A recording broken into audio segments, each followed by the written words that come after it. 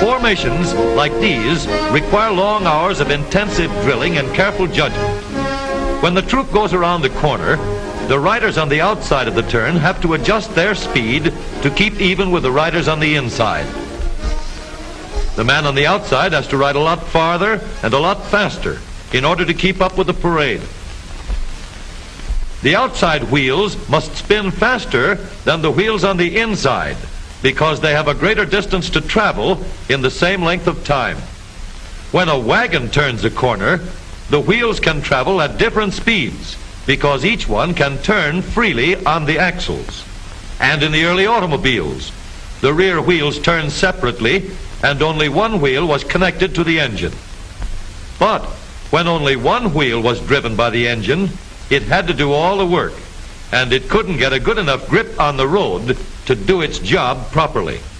So the one-wheel drive was soon out of date.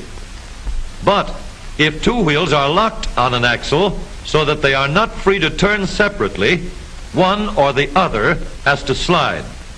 So engineers had to find a way to connect both rear wheels to the engine without sliding and slipping on turns. The device which makes this possible is a part of the rear axle. It is called the differential because it can drive the rear wheels at different speeds. The differential looks complicated, but once we understand its principle, it is amazingly simple. These two wheels are mounted on separate axles and supported by a frame so that they can revolve freely at different speeds. Let's fasten a spoke on the inner end of each axle so that by turning the spokes, we can turn each wheel separately. With a bar or crosspiece, we can turn both wheels in the same direction at the same rate of speed. Let's get something to hold this bar in place so that it will press against the spokes. Notice that this support is not locked to the axle. It turns freely. Now we can spin the wheels by rotating the support. This is fine as long as both wheels are able to turn at the same speed. But let's see what happens when we go around the corner. With this arrangement, we cannot drive one wheel faster than the other. And if we stop one wheel, the other wheel won't budge. Let's put this bar on a pivot so that it can swing in either direction.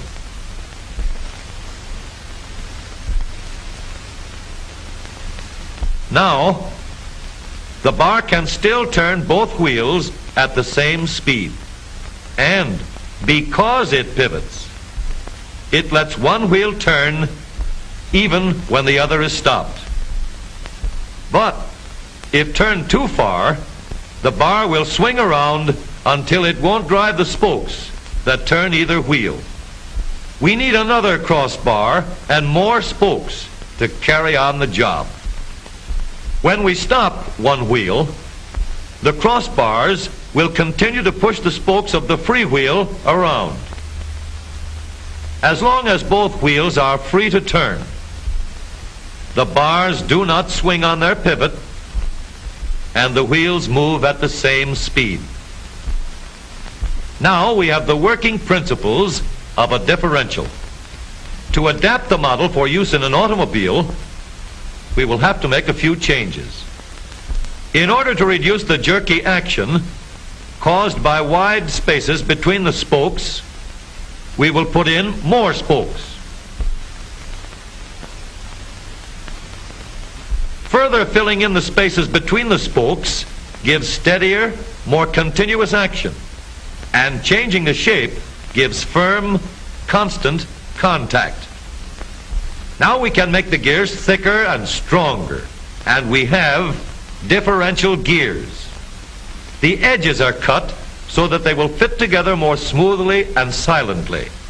And another gear is added to share the work of driving the axles. The principle is the same. In order to turn the support and drive the wheels, we can fasten a large gear here, connected by a smaller gear to a source of power.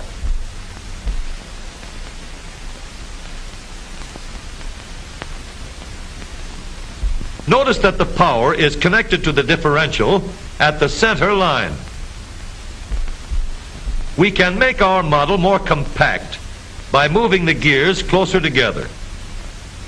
When we put our differential in an automobile, we have to leave room for the drive shaft, which carries the power from the engine.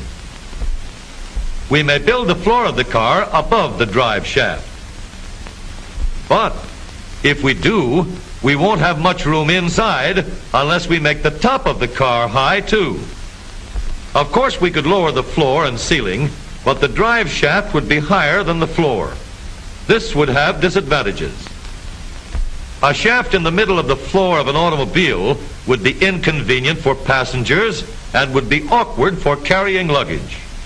Today, engineers have found a way to make the car roomier and closer to the road without a clumsy shaft above the floor. The drive shaft from the engine to the differential is lowered out of the way, and the drive shaft is connected to the rear axle at the bottom. The new low center drive makes the rear axle quieter, stronger, and more durable because it gives better, smoother contact between the gears.